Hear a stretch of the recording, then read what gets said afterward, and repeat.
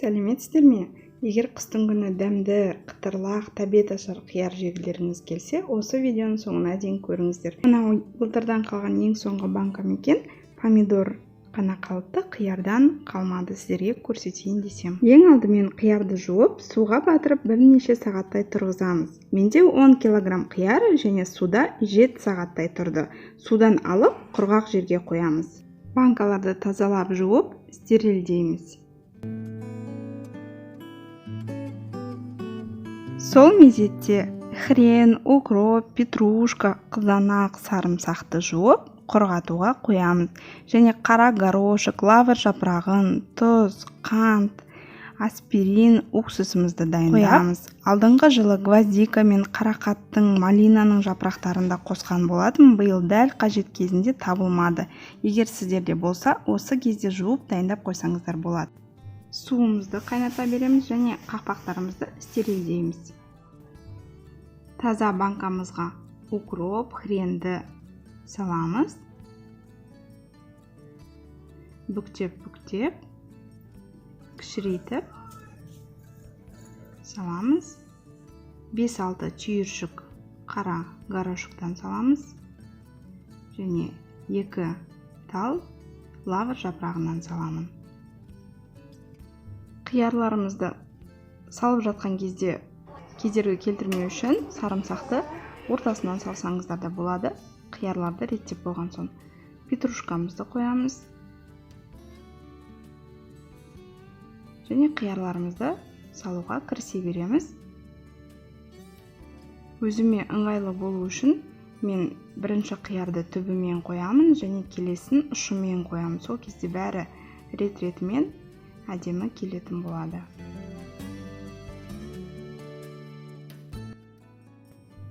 Қиярларды осы жұмыс жасамай тұрып ыстық суға салып қоятын болса, банкамызға көп қияр сияды екен. Сіздер сол жайлы білдіңіздер ме? Мен осы қияр жауып болған кезде соны көрдім, естідім. Сәл домалақтау, қисықтау келген қиярларды өстіп ең жоғарғы жағына саламыз және бос орындарға болгар бұрышын салып шығамыз. Осы кезде сарымсақты салсаңыздар да болады, егер сіздер ең астына салмаған болсаңыздар.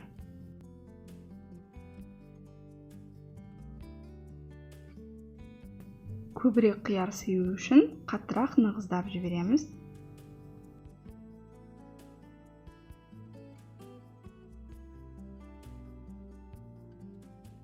Келесі банкам ассорти болады.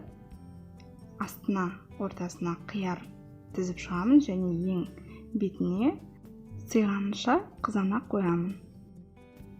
Менің каналымда ыстық тамақтар, салаттар, қазы мен нан қуырдақ, дапанжи және торттардың, неше түрлі пирожнолардың рецептері бар. Және осы жақында шиеден компот жабу рецептісі шықты. Отандық қазақ каналдарын қолдап, тіркеліп қоюларыңызды сұраймын. Қалған орынға қызанақтарды қойып шығамын. 2 литрлік банкаға 2 аспириннен салып шығамын. Және 2 ас қасық толтырмай тұз саламын. 2 толтырып ас қасық қант саламын.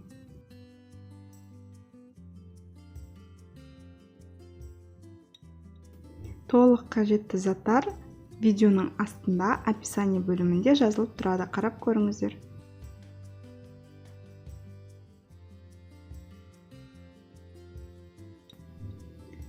Азаздан ыстық суымызды құйып шығамыз.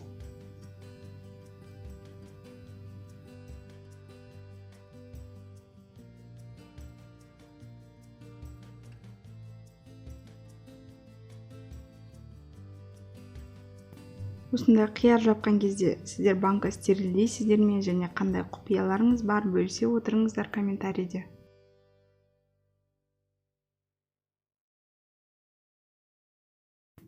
Мен ыстық суды төкпеймін, бір құйғаннан жаба беремін.